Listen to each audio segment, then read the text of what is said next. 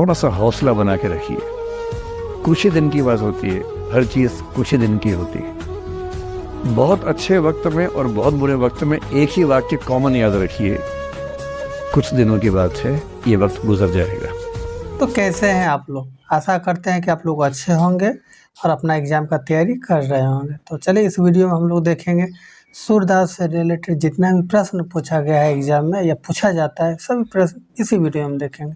आपको बता दें, ये वीडियो पूरा देख लेते हैं तो आपको 204 नंबर फिक्स है कि आपको आ जाएगा, क्योंकि इसी में से आपको क्वेश्चन पूछा जाएगा बोर्ड एग्जाम में। ठीक है, तो चलिए, जैसा कि इसमें पहला नंबर प्रश्न है, सूरदास किस धारा के कवि हैं? सूरदास किस धारा के कवि हैं? तो इसका राइट आंसर हो जाएगा कृष्णा श्रेय। कृष्णा श्रेय ऑप्शन नंबर ए बिल्कुल सही आंसर है। ठीक है, आगे बढ़ते हैं।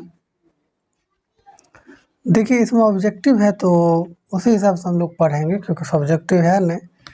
और आप लोग को यदि कहते हैं कमेंट करिएगा, कमेंट बॉक्स में बताइए कि आपको चैप्टर बाय चैप्टर कहानी के हिसाब से लेकर के आए तो हम ला सकते हैं। आप लोग यदि कमेंट में बताते हैं तब जाके। ठीक है, तो फिलहाल अभी ऑब्जेक्टिव देख लीजिए, और ऑब्जेक्टिव देखना बहुत ज़रूरी है, बहुत ज़्यादा ज़रूरी है। इतना तो कम से कम कर ही लीजिए आप लोग। और गैस पेपर ले लिए होंगे आप लोग, नहीं लिए हैं तो ले आइए, और हम भी आप लोगों को वही सब्जेक्टिव बता रहे हैं। चलिए, क्वेश्चन नंबर दूसरा है कि सूरदास को किस चीज़ की भूख है? सूरदास को कृष्ण के जूठन की भूख है। सूरदास को किस चीज़ की भूख है? तो कृष्ण के जूठन की। ठीक है, आगे बढ़ते हैं। 3 नंबर प्रश्न है, सूरदास किस मुगल शासक के समकालीन थे? सूरदास किस मुगल शासक के समकालीन थे? तो इसका राइट आंसर हो जाएगा सी, अकबर। ठीक है, आगे बढ़ते हैं। क्वेश्चन नंबर 4 है, 4 नंबर प्रश्न है कि सूरदास हिंदी साहित्य के किस काल के कवि हैं? सूरदास हिंदी साहित्य के किस काल के कवि हैं? तो राइट आंसर हो जाएगा इसका भक्ति काल के। सूरदास भक्ति काल के कवि है। ओके, आगे बढ़ते हैं। 5 नंबर प्रश्न है, सूरदास का जन्म रूमकता नामक गांव में किस सन में हुआ था? देखिए यहाँ पर एक्सपेक्टेड किया जाता है, सब जगह आपको सब कुछ मिलेगा यहाँ पे। ठीक है, गूगल में सर्च करिएगा तो वहाँ भी कुछ और मिलेगा, तो इसलिए आप लोग यहाँ पर देख लीजिएगा अपने स्तर से। फिलहाल इसका आंसर 1478 ईस्वी में। ठीक है, इस चैप्टर में, इस चैप्टर के हिसाब से। ठीक है, तो इसका आंसर यदि आपको ऑब्जेक्ट में पूछा जाता है तो मेरे हिसाब से यही मारिएगा। ठीक है, 110% सही होगा। आगे बढ़ते हैं। 6 नंबर प्रश्न है, अष्टछाप में किस प्रकार के कवि सम्मिलित थे? अष्टछाप में किस प्रकार के कवि सम्मिलित थे? तो इसका राइट आंसर हो जाएगा कृष्ण भक्त। कृष्ण भक्त इसका बिल्कुल राइट आंसर हो जाएगा है। ठीक है, आगे बढ़ते हैं। 7 नंबर प्रश्न है, किस कवि की पंक्ति है, कछुक खात कछु धरनी गिरावत छवि निरखती नंद रनिया? तो इसका राइट आंसर हो जाएगा पद, सूरदास का।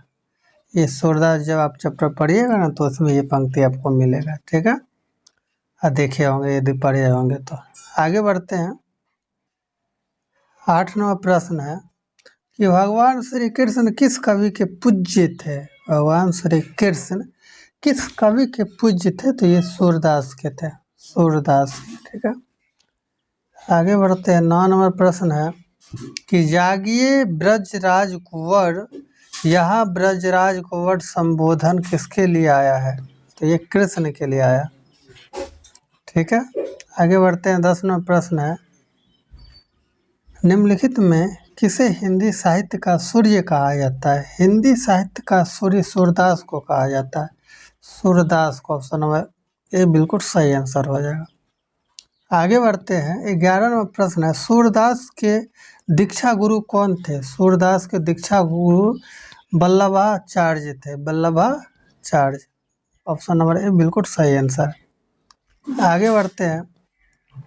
सूरदास किस भाषा के कवि हैं? सूरदास किस भाषा के कवि हैं? तो ब्रज भाषा के कवि हैं। सूरदास ब्रज भाषा के कवि हैं। आगे बढ़ते हैं।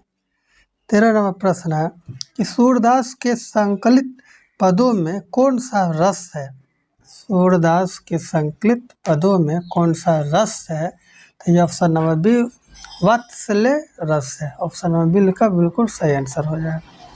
आगे बढ़ते हैं। 14 नंबर प्रश्न है सूरदास की कृति है। सूरदास की कृति है साहित्य लहरी था। साहित्य लहरी, अरे बिल्कुल राइट आंसर हो जाएगा। आगे बढ़ते हैं। 15 नंबर प्रश्न है सूरसागर किस भाषा में रचित है? सूरसागर बहुत ही इंपॉर्टेंट प्रश्न है ये।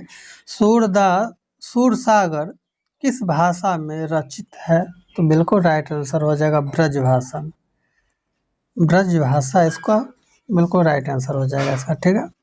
तो चलिए दोस्तों इस वीडियो में इतना है और ये 15 प्रश्न आप लोग देख लीजिएगा, बार बार देख लीजिएगा जिससे आपको याद हो जाए। मिलते हैं अगले वीडियो में, तब तक के लिए बाय एंड टेक केयर।